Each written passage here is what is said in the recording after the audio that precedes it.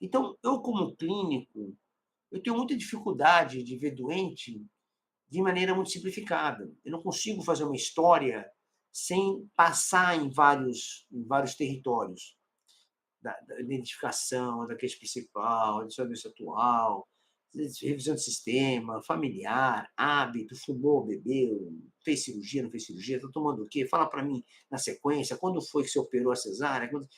Eu tenho que fazer isso, isso faz parte do meu hábito. E é claro que hoje eu estou numa maturidade de formação muito à frente, né? Eu já estou numa formação que eu já tenho décadas trabalhando com isso, né, pessoal? E estou nativa, estou trabalhando, então eu faço isso com o maior carinho, gosto de fazer isso, estou acostumado a fazer isso. E vou examinar e tem um padrão de exame. Então, eu tenho uma sequência lógica, faço, examino, porque eu sei, eu já vivi tudo isso. Isso que eu estou falando para você, eu vivi já. De não palpar uma tireoide, passar uma tireoidite, não palpar linfonodo e ter uma neoplasia metastática, não palpar a pulso arterial-periférico, tem uma obstrução arterial grave. Então, assim, como que isso vai passar? Se eu contar toda a minha formação, desde estudante, interno, residente, médico recém-formado, médico, cara, passa por centos mil coisas. E quando você detecta, é ótimo ainda, porque você pode corrigir. E quando você não vê? Você está atendendo, manda embora, já está tudo bem, vai parar no outro lado da cidade, em outro serviço, está lá o problema, lá, que você nem imagina acontecer. Então, fazer o exame clínico adequado é outro fator que vai te dar mais segurança. Vai te dar muita segurança, porque você vai controlar o caso. Isso é uma coisa importante, pessoal. Você vai ficar perdido no caso. Quantos de vocês estão me escutando aqui, que você está me escutando, quantas vezes está perdido no caso? Você vai passar a visita, o colega te passa o caso lá na enfermaria, no hospitalista, ou na UTI, ou num PA na emergência, no box tem paciente em observação, o colega te passa o caso e você fica ali, você não sabe direito o que está acontecendo. Eu trabalho com TI há muito tempo também, já trabalhei com protonista, visitador, gestor de UTI, chefe de UTI, o que você imaginar já fiz em UTI, criei UTI aqui em Cuiabá, nós criamos 3 UTI já, aqui de alta qualidade. Então, assim, eu até brinco, cara, pô, tu professor da UTI, eu vou perguntar para ele sobre o caso, não vai saber. Sério mesmo, se eu perguntar com detalhe, não sabe o que está acontecendo. Não é grave lá. Quer dizer, uma situação que pode levar à morte, você não sabe detalhe do caso, às vezes. Olha que interessante. Você tem que refletir isso. Porque esse acidente vai infectar, vai fazer infecção bacteriana aguda, vai ter problema, e você não tem o detalhamento. Então, como que você vai ter segurança? Você vai prescrever esquema antimicrobiano, como que você vai fazer para corrigir a segurança? Fazer um esquema antimicrobiano amplo, sem indicação adequada, gerando risco. E aí você faz o quê?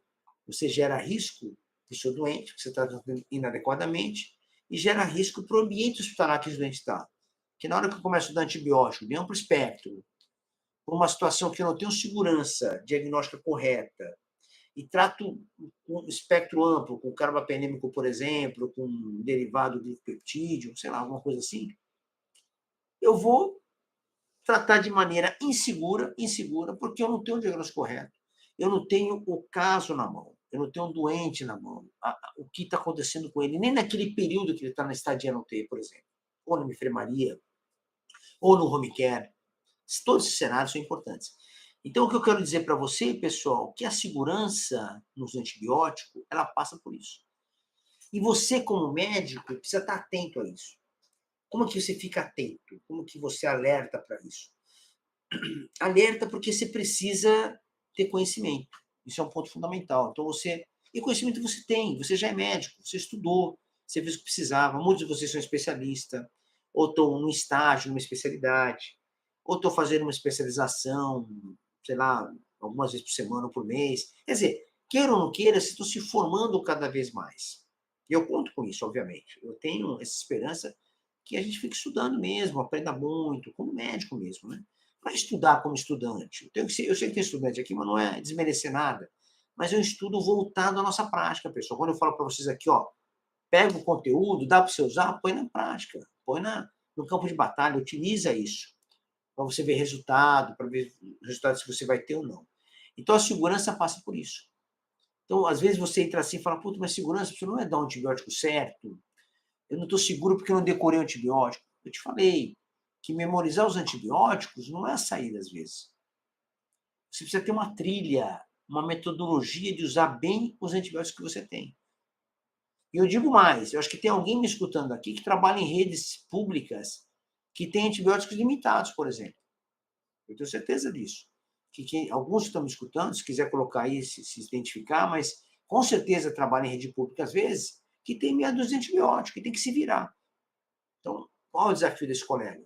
Então, você que vive isso às vezes, não é tão fácil. Você tem que pegar lá a ampicilina que você tem na rede, a amoxicilina, o sulfamethoxymetropin que você tem na rede pública lá à sua disposição, e usar aquilo para diversos cenários.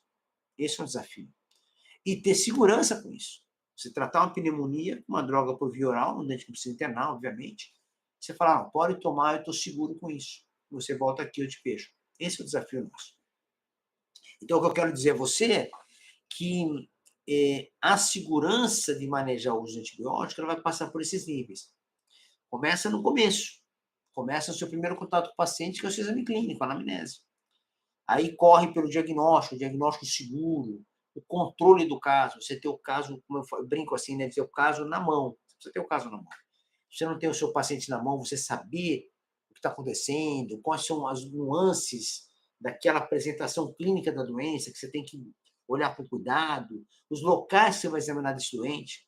Então, às vezes, eu tenho que olhar a tireoide, às vezes, tem que ver para os periféricos, às vezes, tem que tirar a meia e ver o pé dele, às vezes, tem que baixar a calça dele, tirar a cueca do homem e ver o testículo, ou tirar a roupa íntima da mulher e ver a vulva dela. Então, tem que ver. Ué, às vezes, a infecção está ali, a infecção bacteriana aguda. Então, essa correlação entre você e seu paciente, essa intimidade, essa permissão entre vocês, ela vai ser criada como? Com história clínica. E isso vai te dar segurança no manejo, não há dúvida nenhuma. Entendeu isso, pessoal? Então, acho que são pontos muito importantes que eu gosto de repetir porque obriga você a pensar um pouco. Não é só caneta com antibiótico, como eu falei para vocês. Tudo bem que no final da história você tem que prescrever, fazer aquelas 2 vezes do antibiótico, você entregar para o seu doente, é assim que tem que fazer. Tudo bem, vou lá no hospital prescrever e tal.